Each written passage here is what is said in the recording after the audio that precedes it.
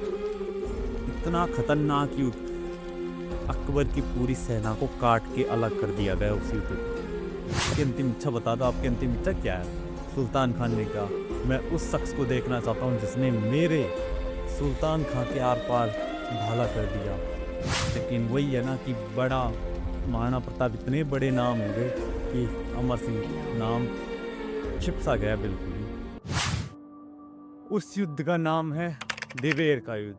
ठीक हल्दी घाटी से 6 साल बाद, हम में से हल्दी घाटी युद्ध को तो लगभग सभी जानते हैं, लेकिन दिवेर के युद्ध को बहुत कम लोग जानते हैं। तो हल्दी घाटी से ठीक 6 साल बाद अकबर अपने चाचा को सेनापति बनाकर, सुल्तान खां को सेनापति बनाकर भेजता है पहाड़ियों में, क्योंकि महाराणा प्रताप पहाड़ियों में थे और वहां आज तक किसी ने जीत हासिल नहीं करी। तो उसने अपने बेहतरीन कमांडर चाचा सुल्तान खां को भेजा।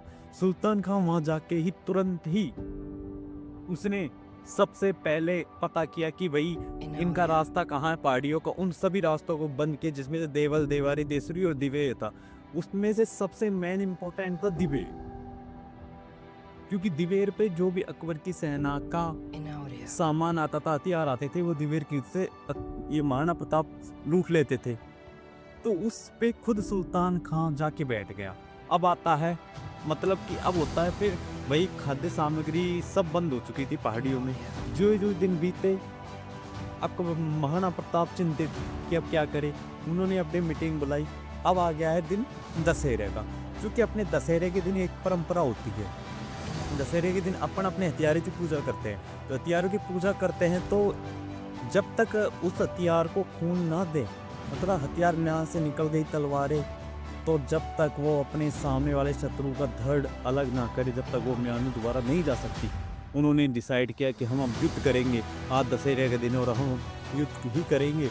युद्ध किया, उन्होंने चुना देवल, देवारी, देसुरी, क्योंकि यहाँ पर की सेना कम थी, लेकिन फिर भी उन्होंने चुना दिवेर को, क्योंकि अकबर की मेन संख्या थी। अकबर की सारी सेना यहाँ थी दिवेर में और सुल्तान खां भी यहाँ था।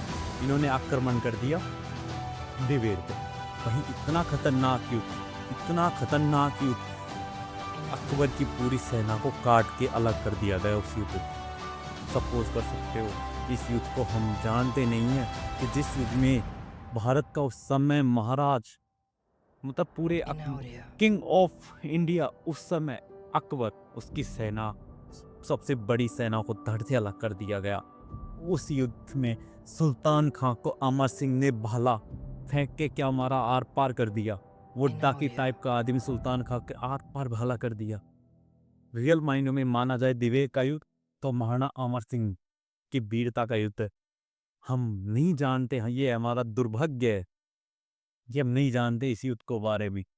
कहते हैं जब सुल्तान खां मर रहा था ना, तो अपने जो राजा महाराजा थे ना, जो घायल सैनिक होते थे, चाहे अपने हों चाहे शत्रु के, तो शत्रु सैनिकों को, घायल सैनिकों को शिविर को लेके जा रहे थे, उनको देख रहे थे कि जीवित है या मर गया इनको, या फिर कुछ पानी वानी पिलाने की अपनी रहती थी परंपरा। उसमें ही सुल्तान खां भी था।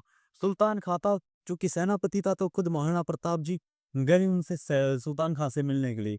और उस महाराणा प्रताप ने सुल्तान खां से कहा कि भाई अब आपकी अंतिम इच्छा बता दो, आपकी अंतिम इच्छा क्या है? सुल्तान खान ने कहा, मैं उस शख्स को देखना चाहता हूँ जिसने मेरे सुल्तान खां के आर पार भाला कर दिया। चूंकि सुल्तान खां की सांसें थमने ही वाली थी, जोर जोर से चल रहे थे। महाराणा प्रताप ने कहा कि अमर तो दूर है, शिविर में बैठा है, उसको बुलाऊंगा जब तक क्या पता टपक जाए। इसलिए उन्होंने अपने सैनिकों का कि ये है। सुल्तान खान ने कहा, अगर मैं अभी भी इस अवस्था में भी है ना, अगर इसके सामने खड़ा हो जाऊं ना, तो ये मर जाएगा। मुझे साफ साफ बता दो कौन है। मैंने उसको अपनी आंखों से देखा है, उसकी आंखें देखी हैं, वो ऐसा नॉर्मल बालक नहीं हो सकता। तब फिर राणा प्रताप ने शिविर में भेजा सेना को, सेनापति के अमर सिंह को लेके आओ। और अमर सिंह आया। अमर सिंह आते ही प्रताप ने कहा कि ये है, ये मेरा बेटा। सुल्तान खान ने कहा कि जैसा पिता वैसा ही बेटा, वीर पिता का वीर पुत्र। ऐसा कह के तुरंत ही सुल्तान खान, मतलब प्राण तो त्यागे नहीं थे, क्योंकि वो फाला आर पार दसा था, खून धीरे धीरे जा रहा था, तो मतलब तड़प तड़प के मर रहा था। फिर प्रताप ने कहा कि बेटा एक काम कर, इसके से भाला निकाले ताकि मर जाए। पहले तो गंगा जल पिलाया, फिर उसको भाला निकाला। जैसे भाला निकाला, उसके दोनों छाती पे दोनों पैर रख के भाला निकला। सोच सकते हो किस तरह का डाकिया आदमी था वो सुल्तान का।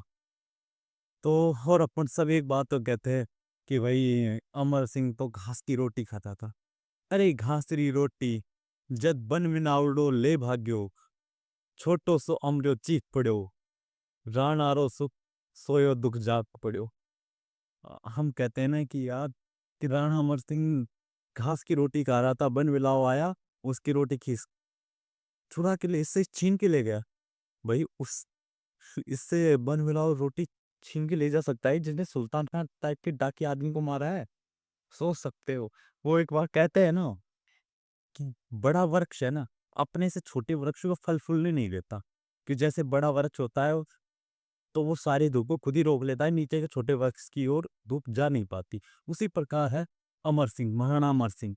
अगर कोई मुझसे पूछे ना व्यक्तिगत तौर पे, तो मैं बिना किसी निष्कोच हुए अमर सिंह का नाम लूं। बेहतरीन मेवाड़ के बेहतरीन राजाओं में से एक है ये भी। लेकिन वही है ना कि बड़ा महाराणा प्रताप इतने बड़े नाम हो गए कि अमर सिंह नाम छिप सा गया बिल्कुल ही। 17 युद्ध लड़े हैं भाई साहब ने, 17 युद्ध, एक भी युद्ध आज तक हारा नहीं। वही है, पिता इतना महान हो गए कि पुत्र की बारी नहीं आ पाई। अगर अमर सिंह महाराणा प्रताप के अलावा किसी और के पुत्र होते ना, तो आज इनका नाम महाराणा प्रताप के बराबर होता। इतने महान योद्धा थे, सब कुछ कर सकते हो आप। और दिवेर का वो युद्ध था कि उसके पूरे इंडिया का बादशाह अकबर 4 साल तक तो राजस्थान से, मतलब कि लगभग एक मुगल सैनिक नहीं आया राजस्थान में। 36 चौकियां उड़ चुकी थी 4 साल में, 36 चौकियां उड़ा दी थी। ऐसा खूब बना दिया था दिवेर के युद्ध। इसलिए कहता हूँ दिवेर के युद्ध को। इस दिवेर के युद्ध के बारे में कहते हैं अपने इतिहासकार, राजस्थान के बहुत बड़े इतिहासकार, जिसे हम पिता भी कहते हैं इतिहास के पिता अपने राजस्थान के, कर्नल जेम्स टोड। इन्होंने मेवाड़ मैराथन खाया इस युद्ध को। मैराथन